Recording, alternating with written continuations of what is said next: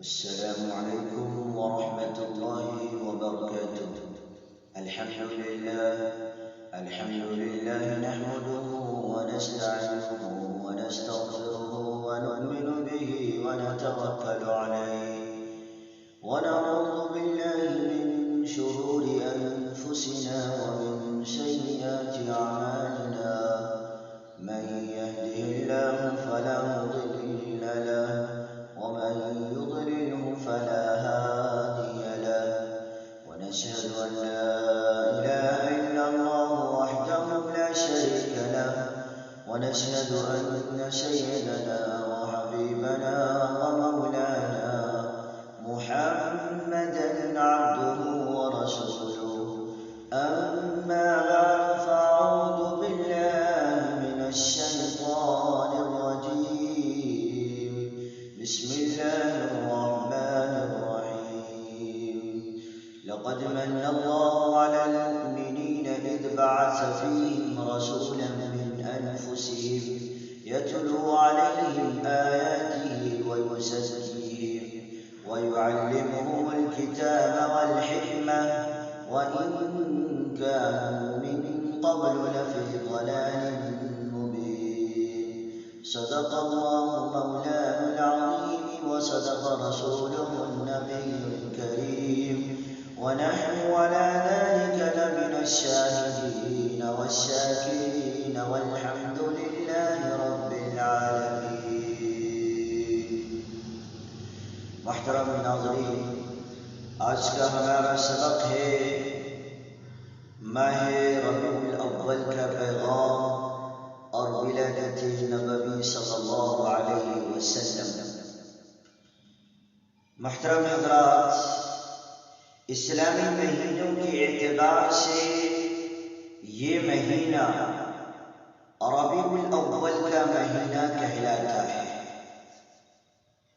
اس مہینے کو یہ فضیلت حاصل ہے کہ اس مہینے میں فخر رسول محسن انسانیت رحمت للعالمین سرور کونین صلی اللہ علیہ وسلم کی ولادت ہوئی. عربی زبان میں موسم بہار کو کہتے ہیں. آج سے 1400 برس پہلے عرب کی ویران وادی میں بہار آئی تھی. بیوی آمنہ کے آنگن میں ایک سدا بہار پھول کھلا تھا جس کی مہک اور خوشبو سے ساری کائنات معطر ہو گئی.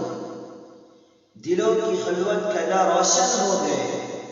تھکی ماندی انسانیت کو شادمانی نصیب ہوئی. نسل آدم کا وقار بلند ہوا. اشرف انسانی کو سربلندی ملی. ذروں کو آفتاب کی چمک ملی. یہ آنے والی بہار اور اس میں کھلنے والا پھول حسن ازل کی تجلی خاص اور جانے کائنات فخر موجودات کی ذات اقدس. مبارک ہو کہ ختم المرسلین تشریف لے آئے. مبارک ہو کہ ختم المرسلین تشریف لے آئے. جناب رحمت للعالمین تشریف لے آئے. حضرت عامرہ سرکار دو عالم صلی اللہ علیہ وسلم کی والدہ محترمہ فرماتی ہے کہ میں جب میز سے تھی اور شہنشاہ دو عالم صلی اللہ علیہ وسلم میرے پیٹ میں مہمان بن کر آئے تو میں نے اپنے اندر ایک عجیب و غریب تبدیلیاں اور حیرت انگیز کیفیات محسوس کی. زچگی کے ایام میں عورتیں بالعموم جو بوجھ اور تکلیفیں محسوس کیا کرتی ہے اس کا قطعاً مجھے احساس نہیں ہوا. اگر کوئی پتھر یا روڑا میرے پاؤں کے نیچے آ جاتا تو روئی کی طرح نرم ہو جاتا. سبحان اللہ. دیہاتوں میں رواج ہے کہ عورتیں کنویں پر پانی لینے کے لیے جاتی ہیں. باری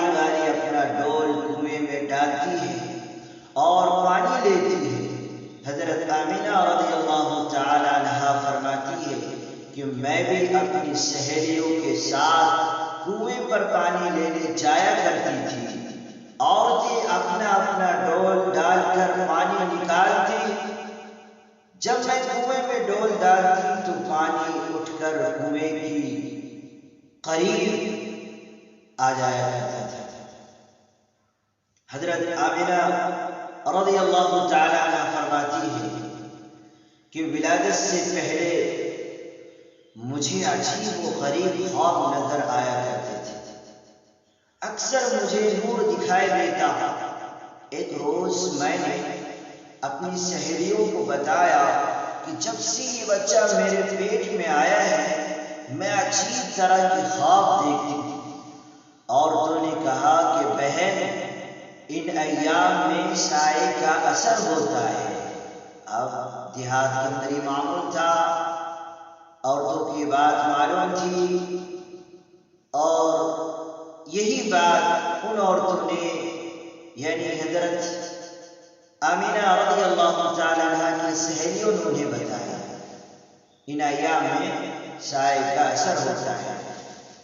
ہم تو ان ایام میں لوہے کے کڑا بنوا کر گلے میں پہن لیتے، تم بھی ایسا ہی کرو، اس سے خواب نظر نہیں آئیں گے۔ فرمایا کہ میں نے ان کے کہنے پر اپنے گلے میں ایک لوہے کا کڑا بنوایا اور اپنے گلے میں ڈال دیا۔ پہلی ہی رات میں ایک بزرگ ہستی، نورانی چہرہ، سبز عمامہ، سفید ریش اور خوبصورت حسین خواب میں نظر آئی۔ میرے قریب آ کر انہوں نے اپنی شہادت کی انگلی سے اشارہ فرمایا، اشارہ کرتے ہی میرے گلے کا کڑا ٹوٹ کر زمین پر گر گیا۔ میں نے پریشانی کے عالم میں پوچھا، بابا تم کون ہو اور تم نے یہ کیا ظلم کیا؟ فرمایا، بیٹی میں ابراہیم خلیل اللہ ہوں، میں تمہیں بشارت دینے آیا ہوں کہ تمہارے پیٹ میں کوئی معمولی بچہ نہیں بلکہ نبیوں کا سردار ہے۔ ہماری غیرت نے گوارا نہیں کیا کہ ہماری بیٹی بھی توہم پرستی کا شکار ہو جائے۔ بیٹی تیرے وطن میں وہ مقدس ہستی ہے تو شرک و بدعت، فسق و فجور، توہم پرستی، جہالت اور ظلم و ستم کے کڑے توڑنے گی، اور یہ جب دنیا میں آئیں گے تو حق کا بول بالا ہوگا۔ حضرت آمنہ رضی اللہ تعالی عنہ فرماتی ہے کہ ایام حمل میں مجھ سے خوشبو آیا کرتی تھی۔ مکہ کی عورتوں میں یہ بات عام ہو گئی کہ سردار مکہ عبد المطلب کی بہو نہایت قیمتی عطر استعمال کرتی ہے۔ جب یہ بات حضرت عبد المطلب رضی اللہ تعالیٰ تک پہنچی تو آپ نے اپنی اہلیہ اور سرکار دو عالم صلی اللہ علیہ وسلم کی دادی سے کہا کہ آمنہ تمہاری بھی بہو ہے، تم اسے سمجھاؤ کہ ان ایام میں جبکہ وہ بیوہ بھی ہے عطر، خوشبو وغیرہ کے استعمال نہ کرے۔ حضرت صلی اللہ علیہ وسلم کی دادی نے کہا کہ میں نے کئی دفعہ سوچا کہ آمنہ کو بلا کر پوچھوں، لیکن آج کل اس کی شخصیت میں ایسا روب اور جلال ہے کہ مجھے اس سے بات پوچھنے کی ہمت نہیں ہوتی۔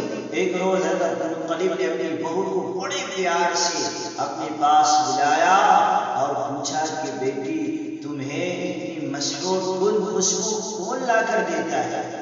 حضرت آمنہ رضی اللہ تعالی عنہ کی آنکھوں میں آنسو آ گئے۔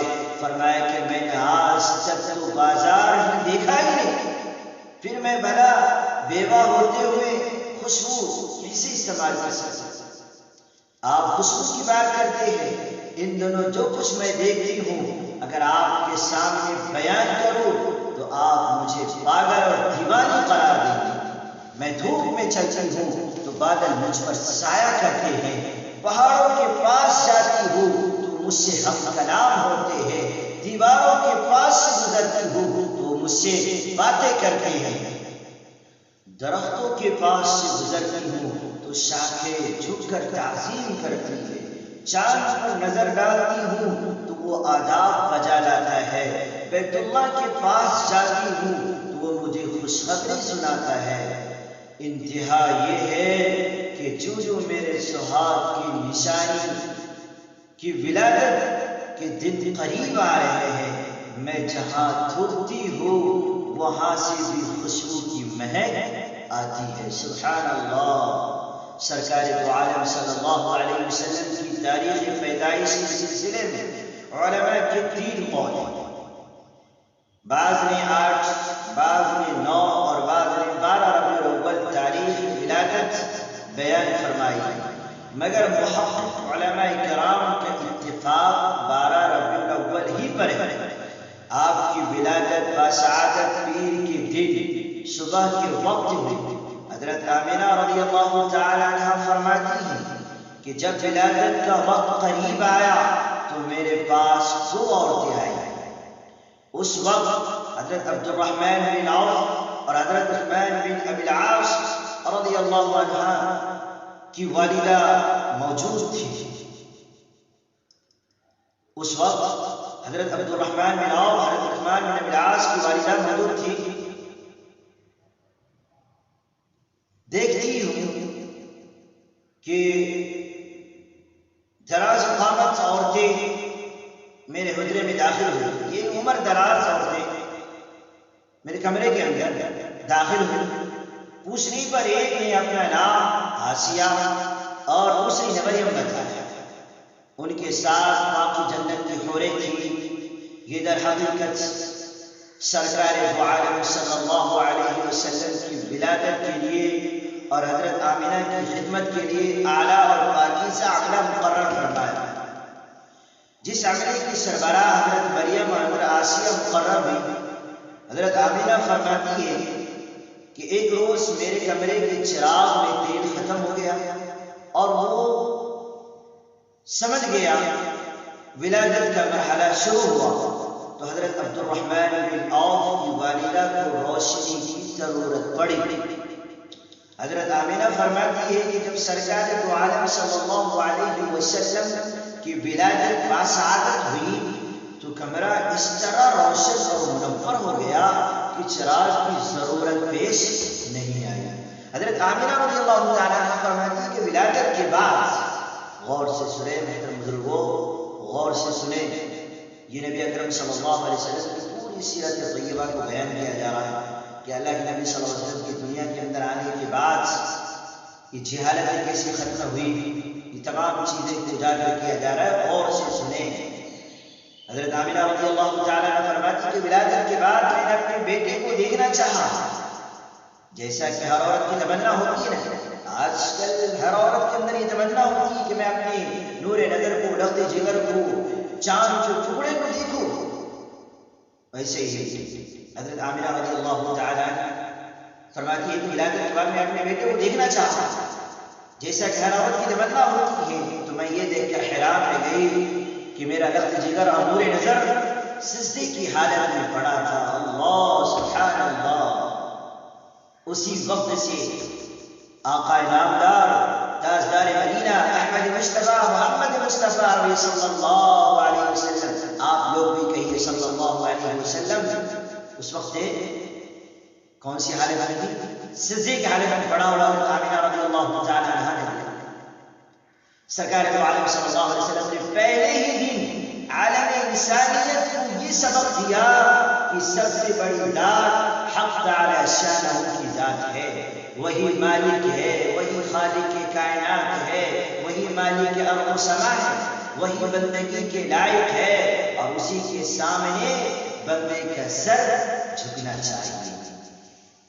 سرکار دو عالم صلی اللہ علیہ وسلم کی پیدائش کا دن بڑا تاریخی اور باعظمت دن تھا۔ اس دن ایوان کسریٰ میں زلزلہ آ گیا جس سے اس کے محل کے 14 کنکرے گر گئے۔ آتش کدہ فارس جو ہزاروں سال سے روشن تھا اچانک بجھ گیا، نہر سادہ خشک ہو گئی، باطل نمرود کا ساری طاقتیں برباد ہو گئی، باطل کا نمرود خاک میں مل گیا، سنم کدا کوئی بت سرنگ ہو گئے، نور نبوت سے اندھیرا بھاگنے لگا، آفتاب نور نبوت سے اندھیرا جو ہے تمام اندھیرا بھاگنے لگا، آفتاب نبوت کی رخشندہ کرنوں سے کائنات منور ہو گئی، ذرہ ذرہ روشن ہو گیا، خزاں رسیدہ چمن میں بہار آ گئی، پرندے تہنیت کی گیت گانے لگے، ستارے سلامی دینے لگے، قدسیوں نے ترانے مسرت پڑھا، حور و غلمان نے درود و سلام کے پھول پیش کیے، سیدہ آمنہ کا لال نور سے منور ہو گیا، سیدہ آمنہ کا آستانہ جو ہے نور سے منور ہو گیا، فاطمہ بنت عبداللہ جو دائی کا فریضہ انجام دے رہی تھی فرماتے ہیں کہ آپ کی ولادت کے وقت سارا گھر روشن ہو گیا، ستارے اس طرح جھکے کہ مجھے اندیشہ لاحق ہوا کہ کہیں یہ مجھ پر گر نہ پڑے۔